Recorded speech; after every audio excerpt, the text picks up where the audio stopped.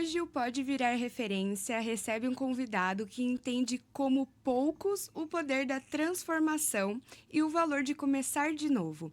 Jornalista, escritor de 3 best-sellers sobre negociação e agora é chefe de cozinha e editor-chefe da Wine Review Magazine.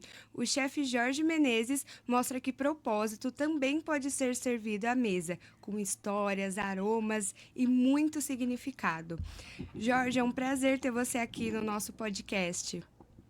Que bom, Júlia. Agradeço a você. A história possa inspirar outras pessoas. Com certeza. E para a gente começar esse papo, Jorge, quando a gente estava se falando, você me contou que você passou por uma transformação aí de carreira. Antes você tinha uma carreira consolidada nessa área de vendas, comunicação, com livros e até mesmo palestras, né, no Brasil. O que fez você sentir que esse ciclo tinha se encerrado?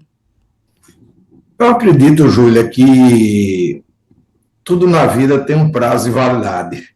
E muitas vezes você sente aquela sensação de completude. Você sente que o que você tinha que entregar, o que é que você tinha que fazer dentro daquele segmento que você atua, você já fez. Então, foi mais ou menos esse sentimento que começou a rondar um pouquinho assim o meu coração, porque eu percebi, né? Eu já tinha escrito 3 livros, né? O primeiro livro foi o Aprenda a Negociar com os Tubarões, que imediatamente virou um clássico, um best-seller.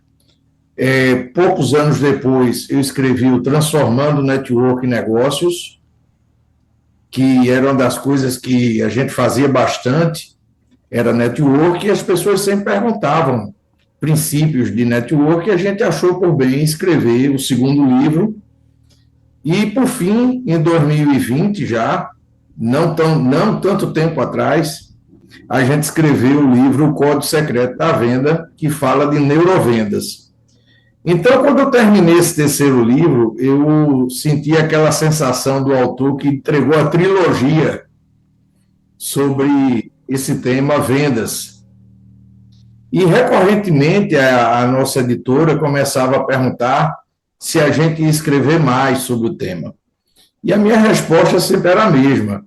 O que eu tinha de escrever e falar sobre o tema já havia sido contemplado nesses 3 livros. E foi daí que eu comecei a buscar novos interesses, né? E a gente começou ali, eu sempre gostei muito de ler, né? Dá para ver pela biblioteca aqui atrás. E eu sou um cara muito eclético, eu gosto de ler de tudo, desde que seja bom, desde que seja bem escrito, né? Interessante. A gente gosta de ler. Eu acho que é o mal do jornalista, né? Todo Eu ia falar jornalista. isso, né?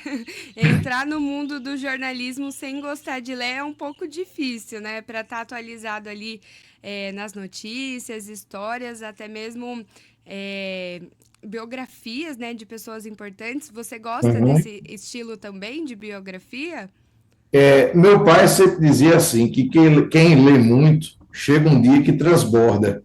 Você precisa escrever. É quase que uma reação natural do processo. E sempre aconteceu muito comigo. Eu gosto muito de escrever, gostava muito de escrever, e comecei com a chegada das mídias sociais. Eu comecei mesmo na época sem saber que o nome era produção de conteúdo, como se fala hoje, copyright e tudo mais.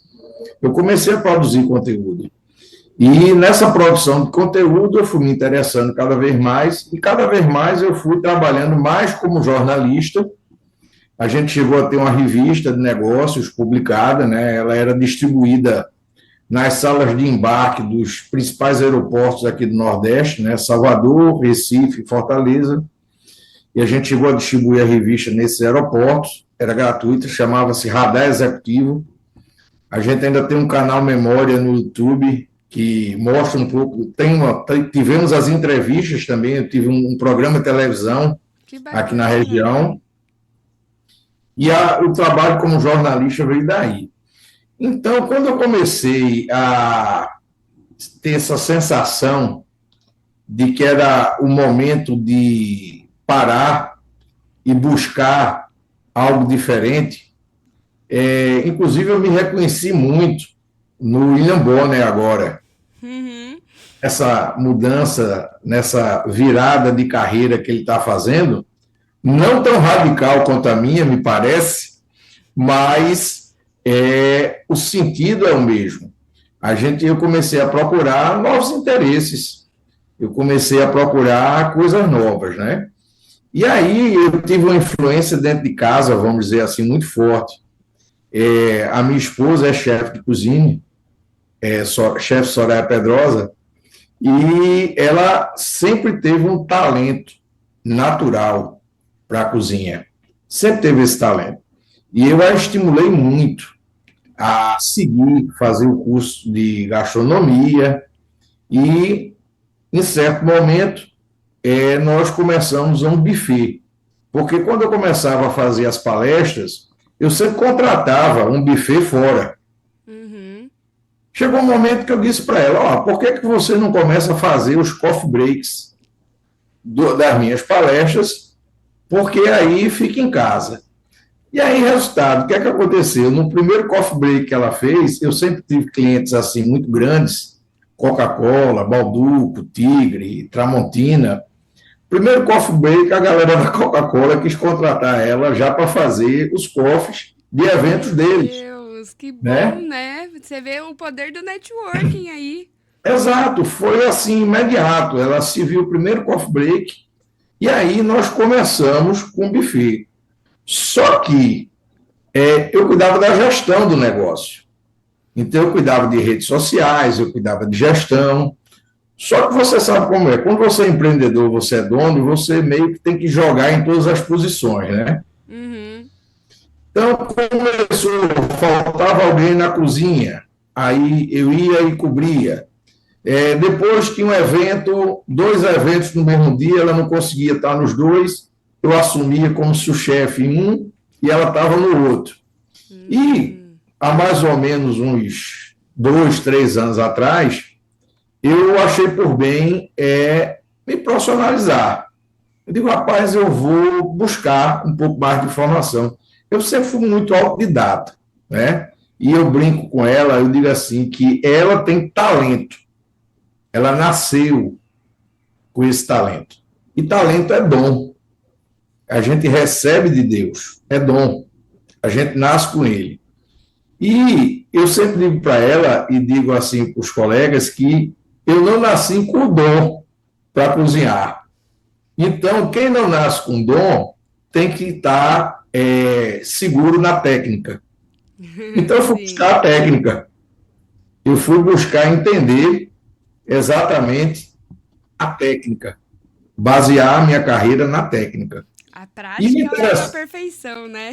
isso. E o interessante é que da técnica começou a nascer um dom. Foi um parto às avessas, né? Ao contrário dela, eu comecei a refinar essa técnica, comecei a estudar, a procurar. Eu gosto muito de história e eu me especializei em cozinha mediterrânea, a dieta mediterrânea.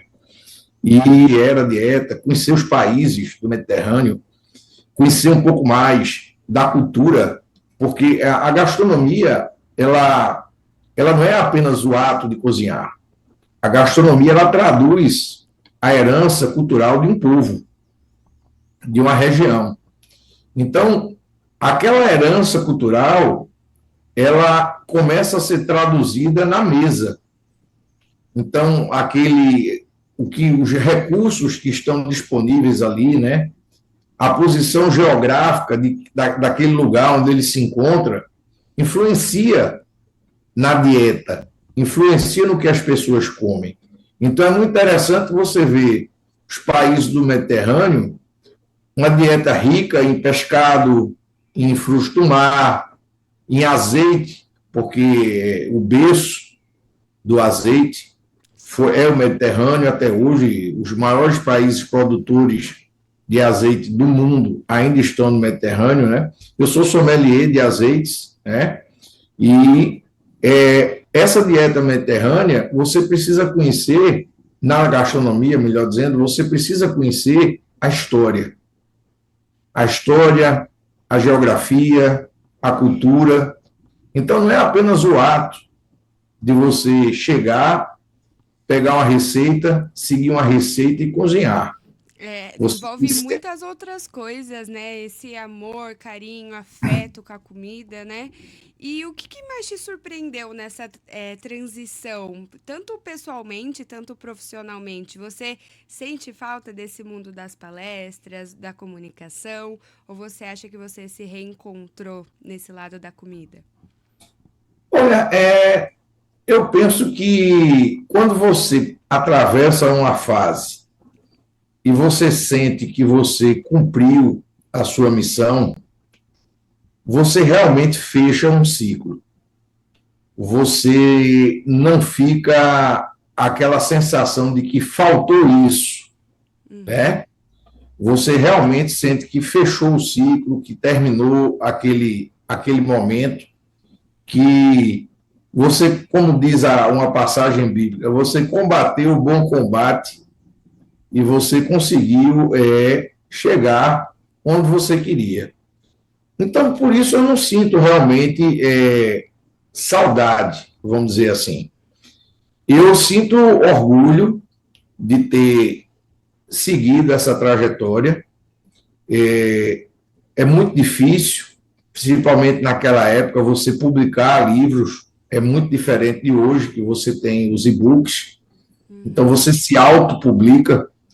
Era preciso que a editora olhasse para aquilo que você estava escrevendo e visse naquele material um potencial, primeiro econômico, né? Logicamente, mas antes de ser econômico, um potencial de causar interesse no público. Com certeza. E hoje, Nessa transição, você sentiu dificuldade com o digital? Como que foi para você? na verdade, eu acho que eu sou daquele consumidor early adopter. Eu adoto muito cedo as tendências, né? Quando se começou a falar de redes sociais, eu já comecei a buscar. É tão interessante isso, Júlia, porque eu e minha esposa, a gente tem uma diferença de 14 anos de diferença. Ou seja, ela é que era para ser a digital, eu era para ser o analógico. E, na verdade, é o inverso. Eu sou o digital e ela é analógica. É tão interessante essa questão. Então, eu sempre adotei muito rápido as tecnologias. Que Em bom, tudo. né? Precisa se manter atualizado nos dias de hoje, principalmente os jornalistas, né? Que estão Uhum. desde os tempos lá de trás. Eu digo até mesmo por conta de uma referência dentro de casa, que a minha mãe é jornalista. Então, eu vi toda essa mudança. Ela fala que estava na máquina de escrever para o notebook, né? Então, é uma mudança realmente no dia a dia de vocês, na profissão. E quando você falou da sua esposa, ela já nasceu com esse dom? Ela sempre trabalhou com isso? Eu brinco até com ela que boa parte da conquista que ela teve comigo foi pela barriga. Na época, como você já sabe, eu dava palestra, treinamento, sempre nessa área de vendas, negociação, e os treinamentos acabavam muito tarde, 10 horas da noite, tudo. E quando terminava, né, eu não costumava jantar antes do treinamento, é um hábito meu. Eu não gosto de fazer uma palestra ou alguma coisa de estômago cheio. Eu acho que quando você está com o estômago cheio, parte da sua energia mental vai para lá, para a digestão, e você perde um pouco a agilidade. E isso eu sempre deixava para o final, né? E Uhum. ela, sabendo disso, ela sempre me convidava para ir para a casa dela jantar. E aí, nesse jantar, foi se criando esse vínculo, né? Entre eu, ela e a comida, vamos dizer assim. A comida sempre esteve presente na vida do casal desde o começo, né? E, logicamente, ao longo do tempo ficou mais forte. Mas ela sempre teve isso. Ela Que sempre legal. gostou. de cozinhar, e assim, ela é muito intuitiva. Ela pega assim, tanto é que hoje na empresa, nós temos uma empresa, a gente produz antepastos, molhos, azeites temperados, geleias, terrines. A divisão é meio clara, assim, de funções, né? Eu ainda faço muita parte da gestão do negócio, mas tem uma parte que tem a ver com gastronomia, que sou eu mais que faço, que é a parte de pesquisa. Então, a gente divide muito essa parte de pesquisa e desenvolvimento. Então, os lançamentos, aquilo que vai ser colocado em linha, muitas vezes sou eu que trago aquele produto. Digo, ó, vamos lançar isso aqui, já trago, assim, mais ou menos uma ideia de receita, de qual é o caminho que a gente deve seguir, né? E ela faz a etapa seguinte, que é o desenvolvimento, porque parece que é igual, mas não é igual você produzir alguma coisa para consumo pessoal e você produzir em larga escala. Muda bastante, né? Isso, é bem diferente. Deixa eu te perguntar uma coisa, nisso que você falou das pesquisas, né? Que acho que é uma dúvida para muitas pessoas que veem essa área da gastronomia.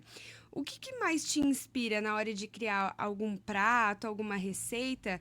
Você acredita que seja esse lado da história do prato, ou a história das pessoas por trás desse prato, ou pelo sabor, pela cultura? Por onde que vocês vão, né, atrás disso?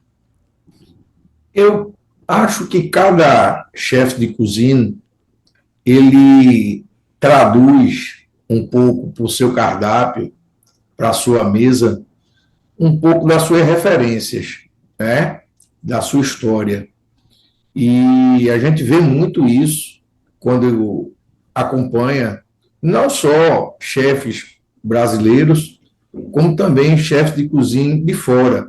Naquelas várias e várias séries que tem, né? Tem um especial que eu gosto muito, que é Chef's Table, que passa no Netflix, e você vê os depoimentos que a história, né, as raízes, a cozinha afetiva tem um peso muito grande. Eu acredito que esse é um dos pilares, mas a pesquisa, você entender a história da região, você buscar as receitas, você entender principalmente os ingredientes, porque uma boa receita não se faz sem bons ingredientes. Até hoje eu tenho o hábito de eu pessoalmente ir, aqui se chama SEASA, São Paulo é SEAGESP, eu tenho o hábito de ir de 2h30, 3h da manhã, pessoalmente escolher os ingredientes. Caramba, Porque que legal.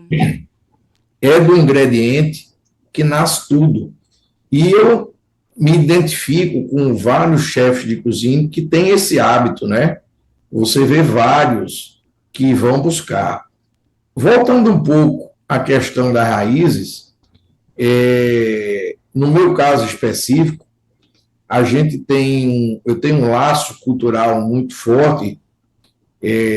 Pelo lado da minha mãe, eu sou descendente de portugueses e franceses. E pelo lado do meu pai, eu tenho descendência espanhola e árabe, que é a cozinha que mais marcou para mim. Porque várias vezes a minha mãe era do comércio, vamos dizer assim. A gente sempre teve loja, a família dela, do meu bisavô, avô, a gente tinha loja de tecidos, né? E ela sempre foi uma empreendedora, ela sempre foi desse lado. O que era raro, inclusive, na época, né? Porque na época dela, não era o papel da mulher, não era isso o papel da mulher na época. Sim. O papel da mulher era casar, ter filhos, né? E ser a senhora do seu lar. E ela, até por um incentivo muito do meu avô, ela estudou, né?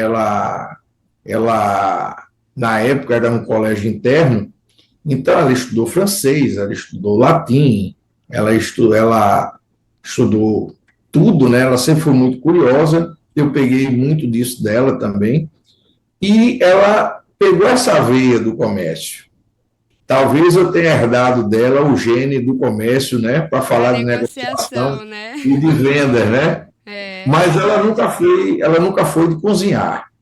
Eu me Uhum. lembro uma frase clássica dela, ela dizia assim que se ela soubesse quem inventou cozinha, ela matava. Ela detestava cozinhar.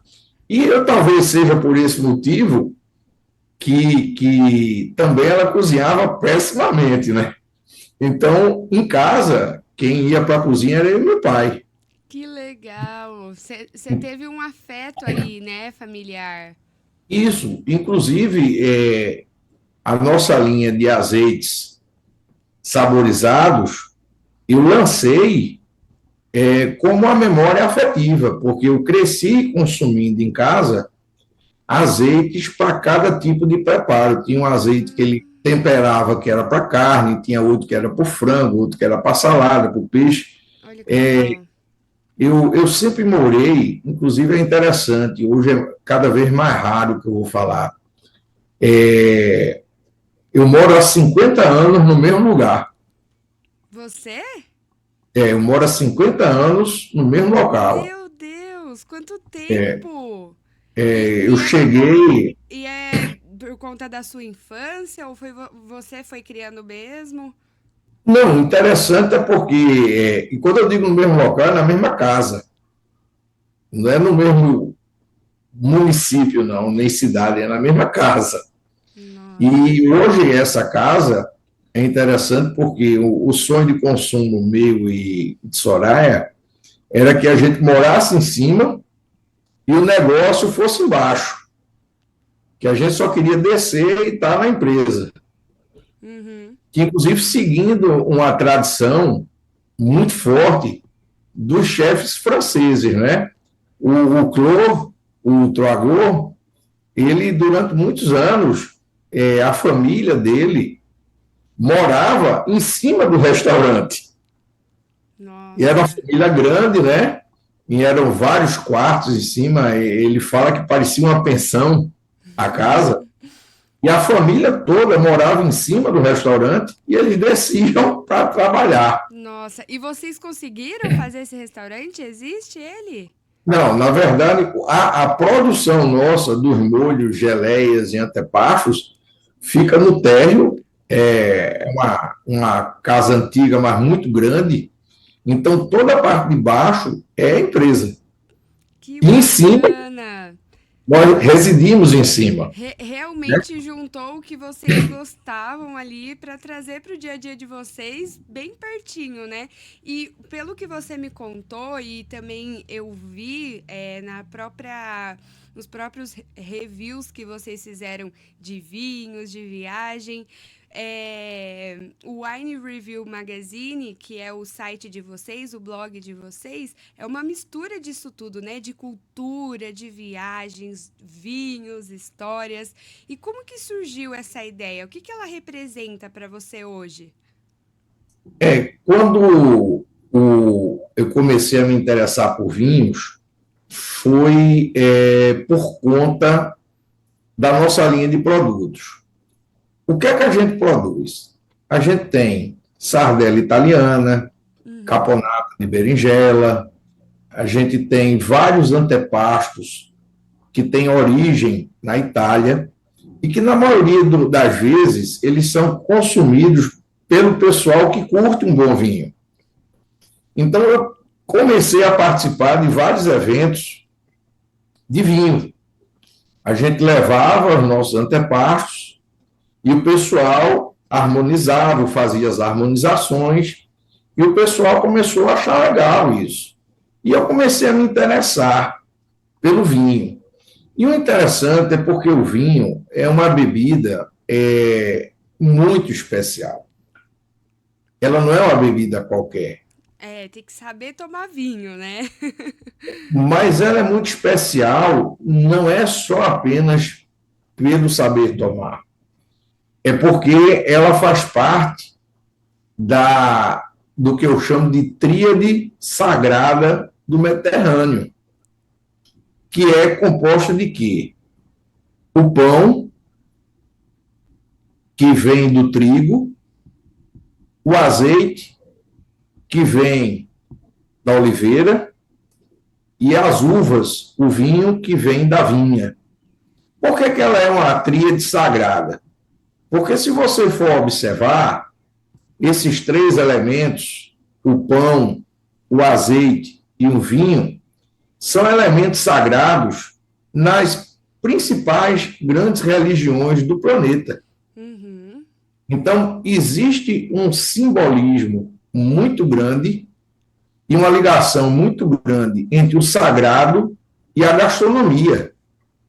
Sim. Então, quando você vê, até se você, lembrando na Bíblia, né, o simbolismo do pão como corpo de Cristo e do vinho como sangue de Cristo. E o azeite, o óleo da unção.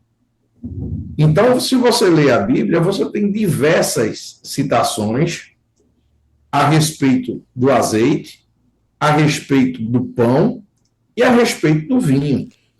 Não é a tua.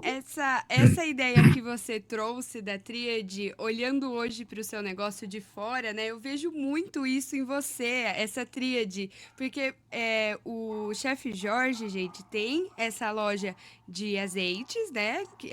Pelo que eu vi, vocês entregam no Brasil todo, não é Uhum. isso? Isso, isso. E tem a revista de vinhos, que é onde pelo que eu vejo, você trouxe do lado do jornalismo ali, como blog, notícia, né? Isso, É isso. muito bacana. E nessa parte do pão, onde que entra tudo isso?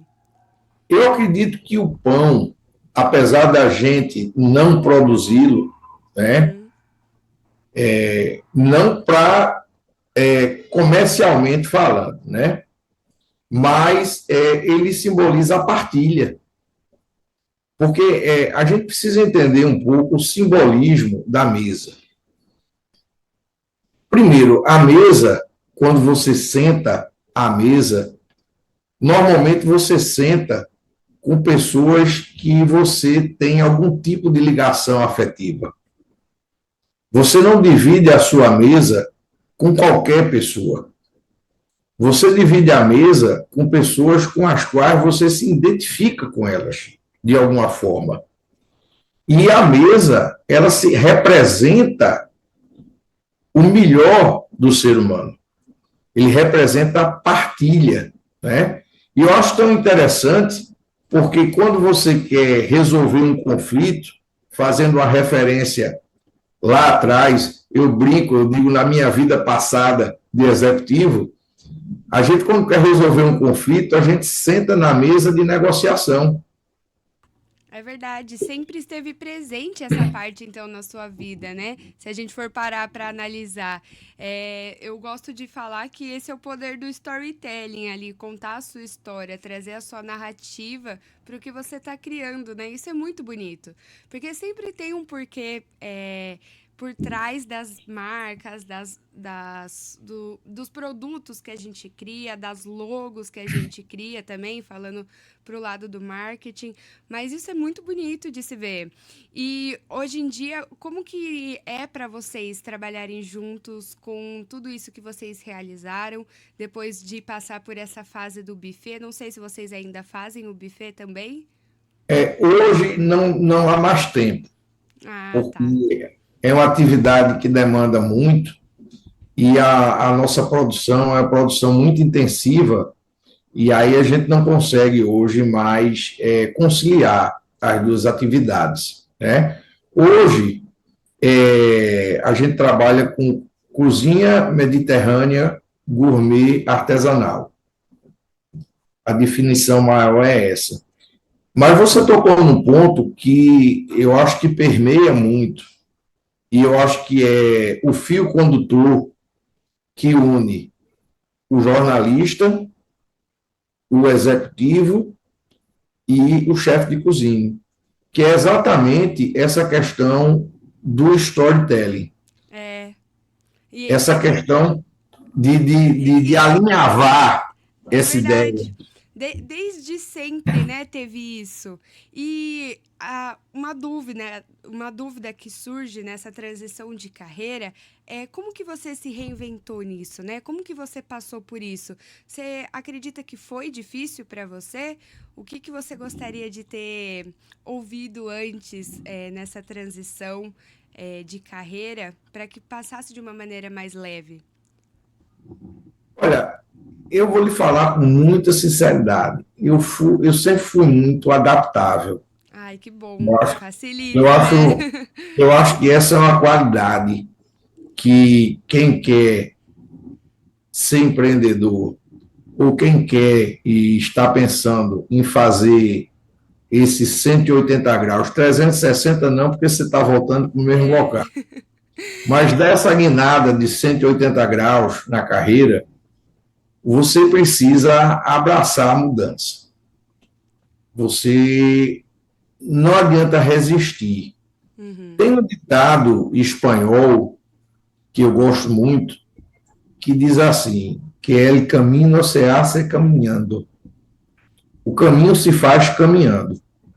Então, muitas vezes, a gente traça uma meta e segue naquele caminho, em linha reta, olhando apenas para o foco que você traçou, Sim. e você deixa de olhar para o lado. Você deixa de observar o que é que está acontecendo à sua volta, porque você está tão focado, você está tão concentrado num ponto Chegar até lá, né? que você às vezes deixa de enxergar o que está acontecendo às margens do caminho. E às vezes é o que acontece às margens do caminho que pode lhe trazer mais benefício ou até mais oportunidades. Foi o que aconteceu comigo. Uhum. Não estava nos meus planos mudar de carreira. Não E era. ninguém prevê isso, né, Jorge? Como que a gente vai saber, eu vou fazer isso, me dedicar nisso, em negociação, em vendas, para depois mudar tudo, né? Dar os 180 graus que você falou. Muita gente tem medo de recomeçar, né? De ter esse olhar técnico de ver, nossa, eu preciso parar isso para começar outra coisa nova. É complicado, né? Eu penso muito assim: as pessoas precisam avaliar em que ponto elas estão.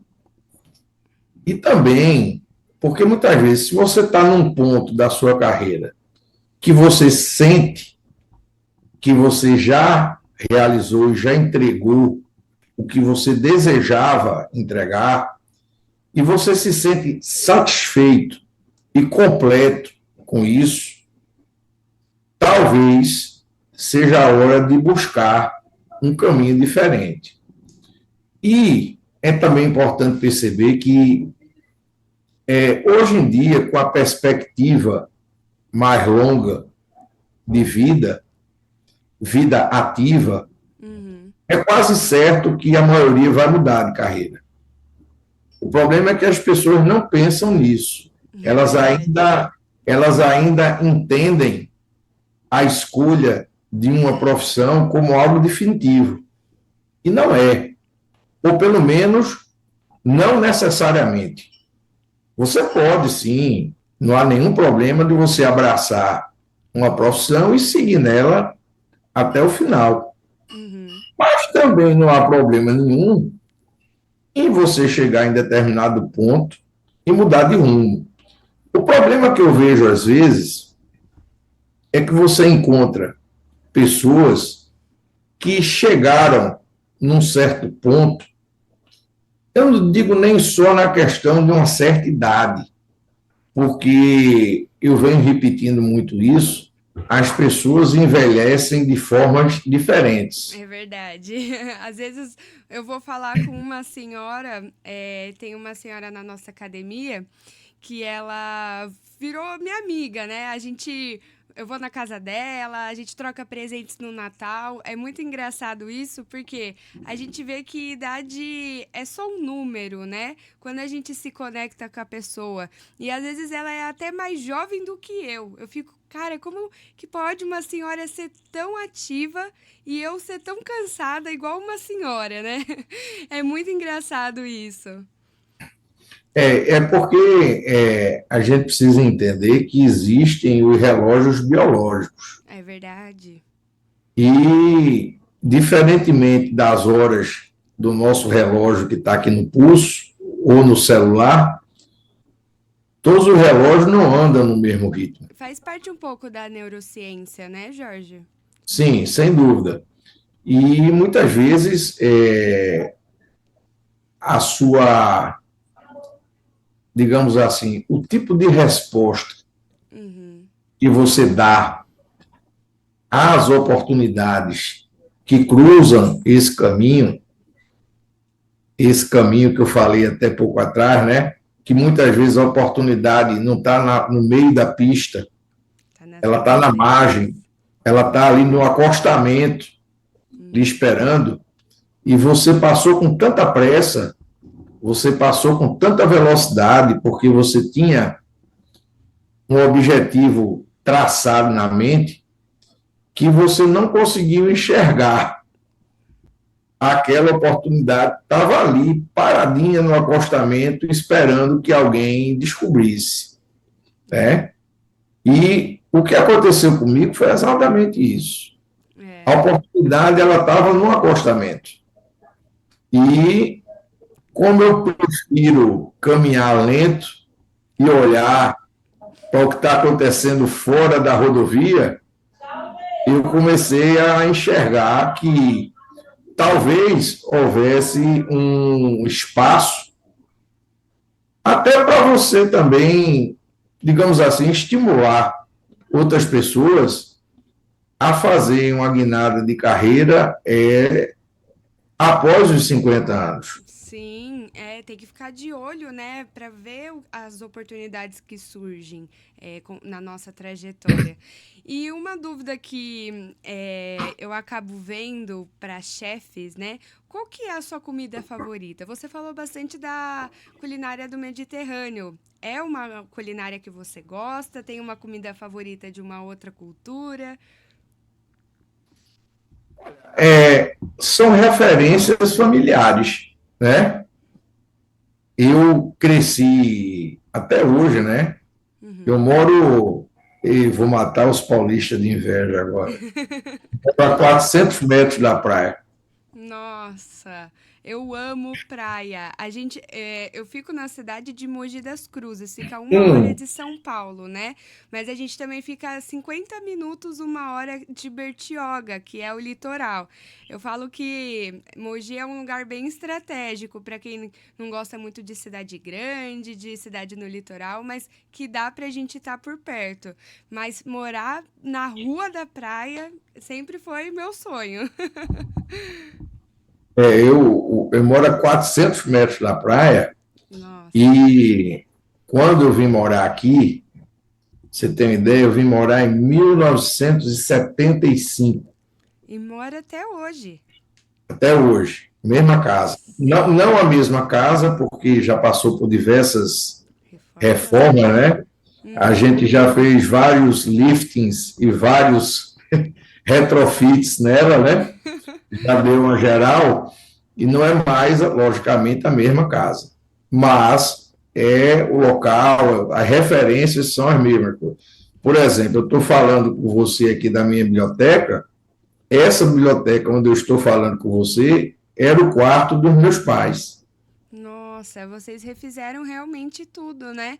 É, E o apego emocional vem da comida também? Da sua comida preferida? voltando ao ponto, eu fui criado, eu praticamente eu não comia carne vermelha. Nossa. Eu fui criado com a dieta basicamente de peixe. Então, eu comia muito peixe, de várias formas diferentes. E aqui, bem na frente, até hoje tem. um pouco menos, mas sempre houve uma colônia de pescadores, desde aquela época, aqui na frente, na praia.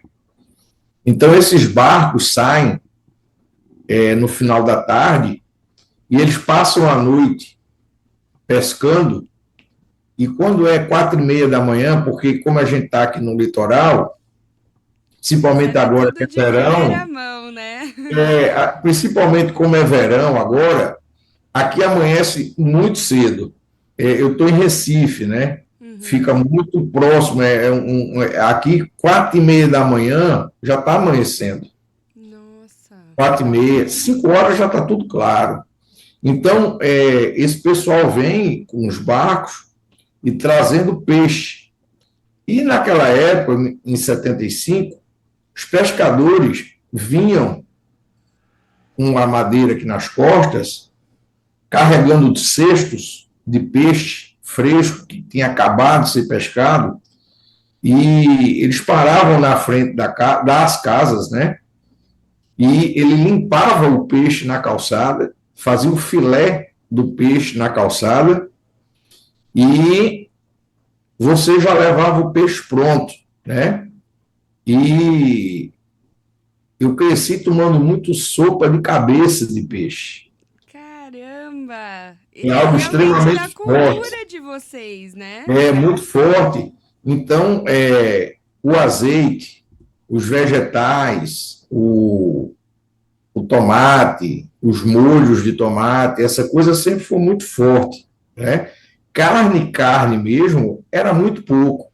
Ou, quando aparecia, tinha alguma coisa assim de frango, mas muito pouco, basicamente peixe, nas suas mais diversas formas. E camarão era uma coisa barata, era uma coisa que havia uma fartura, né? Uhum. Eu lembro, eu muito pequeno, 9 anos, 10 anos, a gente saía aqui com um arpãozinho feito de um pedaço de ferro e aquelas borrachas que Uhum. você usa para tirar sangue, Sei.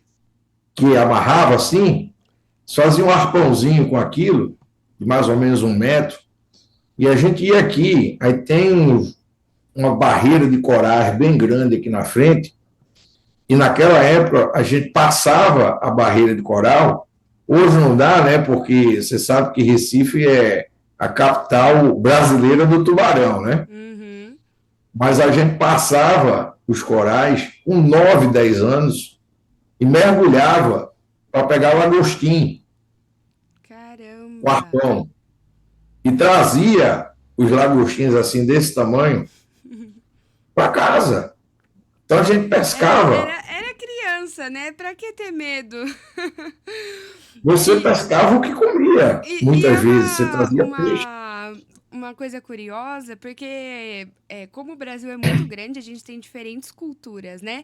Que receita que você daria de dica para quem é de São Paulo e tá indo para Recife, para o Nordeste, para conhecer a culinária? O que que você indicaria comer? Olha, a dieta mediterrânea, ela privilegia o natural. Então, aquilo que for mais fresco e natural possível é o melhor, né? Então, e normalmente, quando você faz um peixe ensopado ao molho, ou escabeche, alguma coisa desse tipo, que você faz apenas aquele refogado com pimentões, tomate, Uhum. o caldo da cabeça do peixe, algumas postas de peixe, batata. Já é uma comida extremamente rica para a saúde, né? Uhum. E muito boa, porque não sei como é a dieta muito aí em São Paulo, mas às vezes que eu vou, peixe eu encontro muito pouco. Você não tem muitos restaurantes assim que sirva uma caldeirada, uma boa peixada, alguma coisa desse tipo, né? Uhum. que tem essa riqueza que a gente tem aqui, né? Você encontra muito a carne. Nada contra a carne, eu não sou vegano, nem sou vegetariano. Eu sou o que tiver na mesa, eu como. Ah, que bacana. Eu sou Não tem. vegetariana, mas eu como ovo, né, por conta da proteína. E eu também não consegui largar o salmão. Então, quando eu falo que quando eu vou no rodízio japonês, eu como salmão. Mas rodízio japonês não é todo dia que a gente vai. Então, no dia a dia, realmente só acabo comendo o ovo. Mas eu não.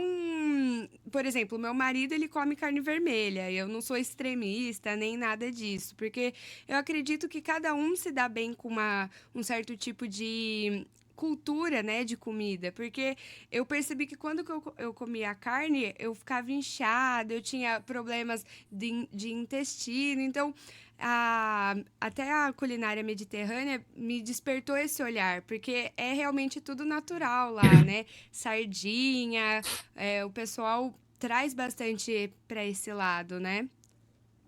Uhum. E E também o vinho, né? é, Existe, logicamente, com moderação, quando a gente fala que tudo com moderação, né? uhum, E eu sempre digo o seguinte, principalmente se você quer viver mais, você coma menos. é, Existem três coisas que você precisa fazer para viver mais. Você precisa rir mais, dormir mais e comer menos. Se você quer viver muito e viver bem, você precisa fazer essas três coisas na vida. Você tem que rir mais, dormir mais e comer menos. que bacana. Dica excelente, do chefe Jorge, gente. Eu vou aderir para minha vida também. E eu fui dar uma olhada aqui, a gente tá tendo essa conversa, nem viu o tempo passar, mas é interessante o olhar que você traz, quando você traz de propósito, traz essa mudança de vidas, igual a questão da receita, né? Que receita sempre muda, sempre acaba mudando. Então, é preciso mudar o cardápio, descobrir novos sabores da nossa própria história. E eu gosto bastante de falar que para você ser uma referência não precisa ter milhões de seguidores, né? Quando eu estava procurando ali no LinkedIn sobre comida, sobre histórias, eu acabei encontrando o Jorge e vi que você realmente é uma referência, Jorge. Eu queria te perguntar, né? O que você acredita que te faz referência hoje? O que significa ser essa referência para você hoje? Bom, primeiro eu não me considero.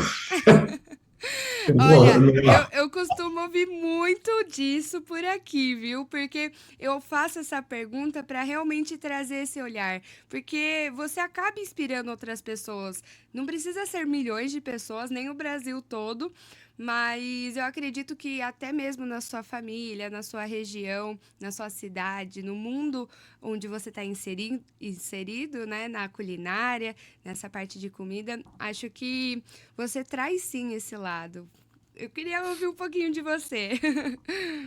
Eu, como eu disse, eu não me vejo como uma referência, mas ao mesmo tempo, eu acho que quando você compartilha, eu não gosto nem de usar essa palavra, não é compartilhar, é você compartilhar uma parte de você. Porque quando você vai e senta à mesa e você divide, e o vinho tem muito isso, fazendo até uma referência, né? Um dia desse eu comentando, recentemente, inclusive, eu terminei o curso sommelier de vinhos.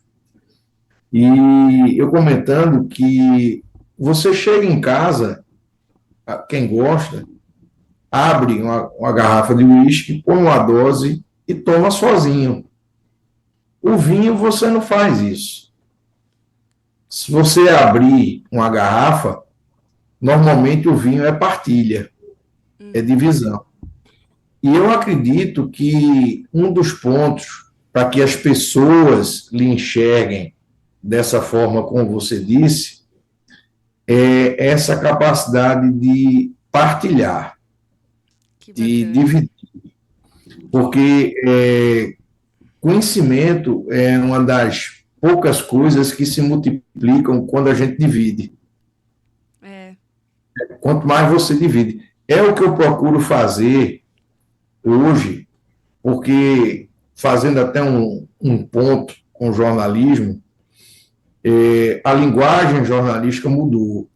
Então, a gente precisa estar adaptado a um leitor que está no ritmo das redes sociais. Então, você precisa partilhar isso que a gente conversa aqui em 2.200 caracteres, que é o que o Uhum. Instagram permite. É. Você, em 2.200 caracteres, você tem que dar o recado sobre aquele tema que você escolheu. Uhum. Logicamente, lá na Wine Review, a gente tem uma versão ampliada dos conteúdos que estão lá no Instagram. É mais livre, né? Isso. E tem a ver também com essa pergunta. Muitas vezes as pessoas olham para as outras e consideram aquela pessoa uma referência, sem talvez conhecê-las tanto, porque elas estão olhando apenas esses 2.200 caracteres que está lá no Instagram. Ela não está enxergando o conteúdo todo. Então, essa posição é uma posição,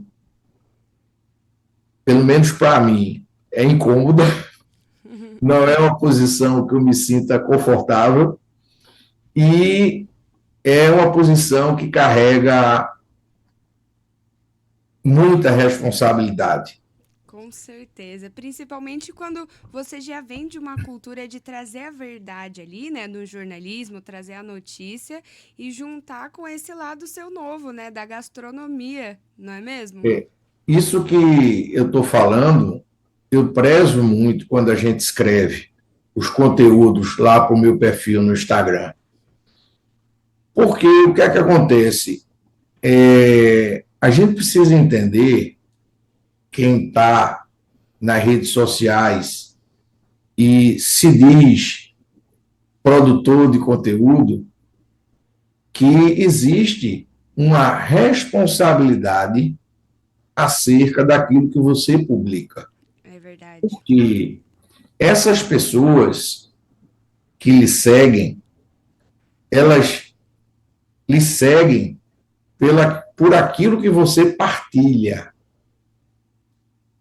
E dependendo da qualidade daquilo que você partilha, você pode causar efeitos positivos ou negativos na mente dessa pessoa. Uhum. É uma das coisas mais graves hoje que eu vejo é o tipo de conteúdo que circula nas redes sociais e o tipo de conteúdo que é consumido nas redes sociais. É boa parte do que eu vejo de conteúdo, eu diria até que é um conteúdo tóxico, que ele realmente envenena a mente em É. certo nível, Essa parte da envenena influência, né? Porque tem isso, pessoas que seguem outras pessoas ali que gostam, mas acabam se inspirando até mesmo para o caminho errado nessa parte de comparação.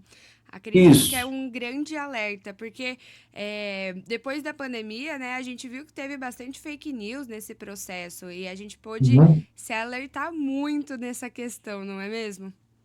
É verdade. E quando você decide, como eu decidi, escrever sobre coisas que são prazerosas, Uhum. que é a mesa, que é os prazeres da boa mesa, que é o partilhar um vinho, é porque eu acredito que as pessoas estão precisando cada vez mais de conteúdos que tragam mais leveza para o dia Verdadeiro, né? delas. Uhum. Conteúdos que possam aquecer o coração. Que e lindo. possam trazer coisas que sejam boas. Eu vejo que a gente está muito carente de coisas boas no dia a dia da gente, de ouvir coisas boas, de ler coisas boas, principalmente quando se trata de redes sociais. É. E falando Então, em eu rede acho social, muito. para que as pessoas te sigam, te acompanhem, para ver essas histórias mais leves, essas dicas, por onde que você acha mais fácil a pessoa te achar? A gente vai deixar nos comentários também, né, na descrição do vídeo, para que a pessoa te siga, veja o seu conteúdo. Mas qual que é a maneira mais fácil para entrar em contato com você? Eu acredito que hoje, sem dúvida nenhuma, o Instagram, né, que é o arroba chefe Jorge Menezes, Menezes com Z, e também acompanhando um conteúdo mais aprofundado, vamos dizer assim, né, que já não, o Instagram, fazendo um paralelo com a gastronomia, o Instagram é uma entrada, É. a revista é o prato principal. Uhum. Então, se você não quer parar na entrada essa refeição de conteúdo, é preciso que você consuma a entrada, que é o Instagram, mas não pare por aí, porque você ainda vai ficar com fome de conhecimento. É verdade. Siga lá para o portal da revista, que é winereviewmagazine.com, não é .br, é .com, e lá sim você tem o prato principal, né? Perfeito. É lá Jorge, eu onde quero você te encontra. agradecer por esse episódio. Foi enriquecedor trazer essa cultura, essa história por trás de um chefe que tem uma longa trajetória de dedicação, de estudos, né? E essa troca que você traz dentro do seu conteúdo, eu acredito que realmente dentro das redes sociais, cada vez mais essas pessoas que trazem de verdade, né, quem você é, os seus propósitos, essa história verdadeira cresce genuinamente. Então, quero agradecer demais você topar participar desse episódio. Olha, eu agradeço, Júlio, o convite. É, eu espero ter contribuído um pouquinho com a experiência da gente, né? Principalmente essa de transição de carreira, que eu acho que tem muita gente que está nos ouvindo e vendo, que está talvez vivendo esse momento e, logicamente, está vivendo talvez esse momento com dúvidas, com incertezas, com inseguranças. E eu acho que eu não diria para você esqueça isso, não. Viva essa dúvida, viva essa insegurança, viva essa incerteza até você sentir que é o momento de dar o próximo passo. É natural que isso aconteça. Então, eu acho que hoje a gente está falando exatamente para essas pessoas que estão Verdade. para dar esse passo e que talvez estejam aguardando um empurrãozinho para fazer isso. É verdade. Perfeito. Com essa fala do chefe Jorge Menezes, a gente encerra esse episódio. Se você teve algum insight, alguma ideia, alguma dúvida, entre em contato com a gente, tanto na Consultings, tanto com o chefe Jorge, porque esse episódio realmente faz a gente despertar aquela dúvida. Será que eu estou perdendo algum sinal que a vida está me trazendo durante essa trajetória, né? Então, eu sou a Júlia Schiavi, quero agradecer mais uma vez o chefe Jorge por estar com a gente nesse podcast. E esse foi mais um episódio do Pode Virar Referência.